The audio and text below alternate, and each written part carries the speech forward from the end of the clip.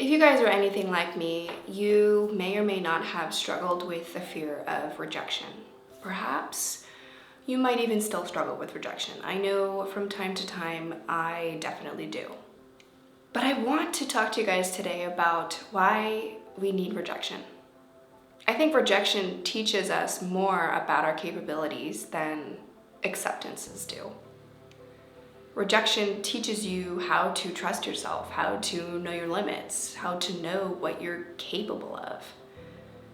And yet we all fear it so much. It is so common. It's not even for just those socially anxious introverts out there, right? I think everyone fears rejection a little bit. But we need rejection. We need to get comfortable with rejection. And so in today's video, I want to talk to you guys about why we need it, of course, and how we can get over our fear of rejection. Before we get started, I just wanted to welcome those of you who are new to the channel. Welcome. My name is Bridget, and I am a confidence and mindset coach for introverted women. I also have a free Facebook group, which I'm going to be linking down below. If you guys are interested, make sure you go check it out. Also, don't forget to like this video if you found it helpful or useful. Comment below what you want to see more from me, and subscribe if you're not already subscribed. So let's get into the video. So here's the hard truth with rejection. If we want to get comfortable with rejection, we have to get rejected over and over and over again. We have to get comfortable with the idea of being uncomfortable. We fear the judgment, we fear getting rejected because we don't want to be uncomfortable. For me, rejection and judgment stopped me from doing the things I wanted to do, from achieving the things I wanted to do, and ultimately being the person who I wanted to be. Right? My fear of rejection stemmed from my social anxiety. And it was the social anxiety that hindered me and kept me in my comfort zone. Right? So I wasn't ever able to find that confidence in myself. I wasn't able to know myself or understand myself or be the version of myself that I really wanted to show the world. I was capable of being that version around the people that I was super comfortable with.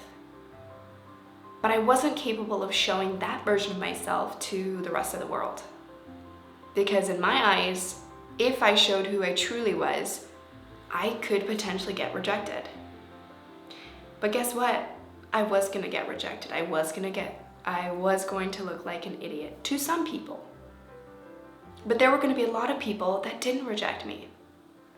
And even though I knew that, I still held on to the fear instead of taking the chance, taking that risk.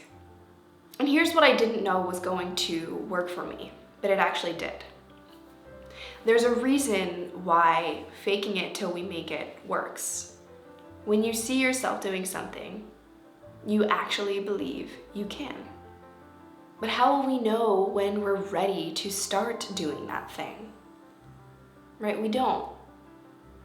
Typically, we think we're ready to do something when we feel ready. I'm waiting for the moment until I feel like I can do it. Or I'm waiting till the moment where I feel like this is the right environment or the right people.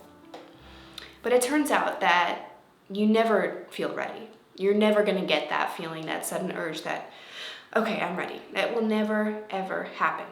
You're ready when you're uncomfortable. When you're really, really uncomfortable, that's when you should do it. That is the best time to do it. If you do something with that fear, with that anxiety, you hold it and you take it with you, and you show yourself you can do it, that is when your confidence catches up to you. When you do the thing holding that fear, you just prove to yourself that even with this giant fear sitting over me, if I can still do it then, I can do it again another time. It's doing it the first time that's the hardest part. And that perception that we have to feel ready to be ready is so common, right? Think about all the times you didn't feel like doing something, right? Going to the gym or eating healthy or getting off of social media and actually going to bed, or meditating or journaling, all those times you didn't feel like doing it, but you did it anyways, right? Remember how glad you felt after you did it? How relieved you felt, how proud of yourself. This applies here too. It applies to rejection. If we want to build that skill, we have to practice. So you have to be willing to take the risk. You have to be willing to get uncomfortable, to be rejected. And I want to talk to you guys about something that really, really helped me when I was really, really terrified of fear and rejection and judgment.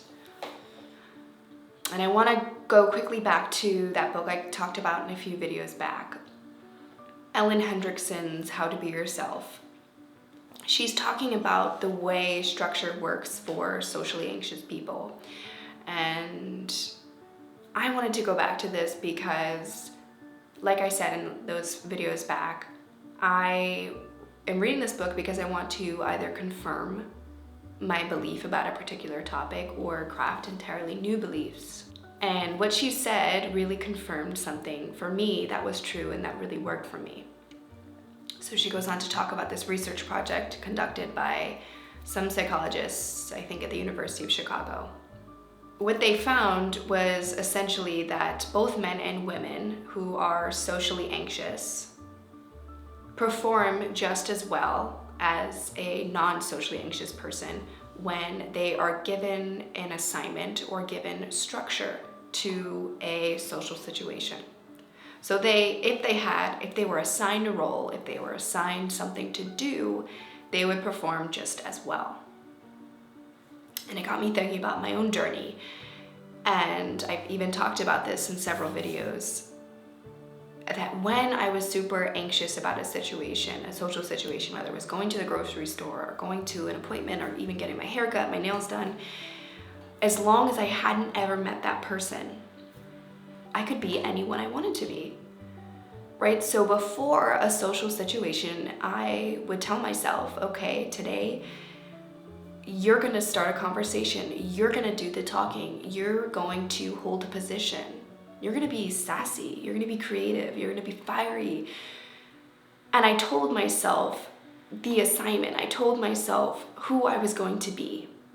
And it took that pressure off the situation. I didn't have to think twice about what I was going to say. I was just going to let everything go, right? And I wasn't gonna think about times that I messed up.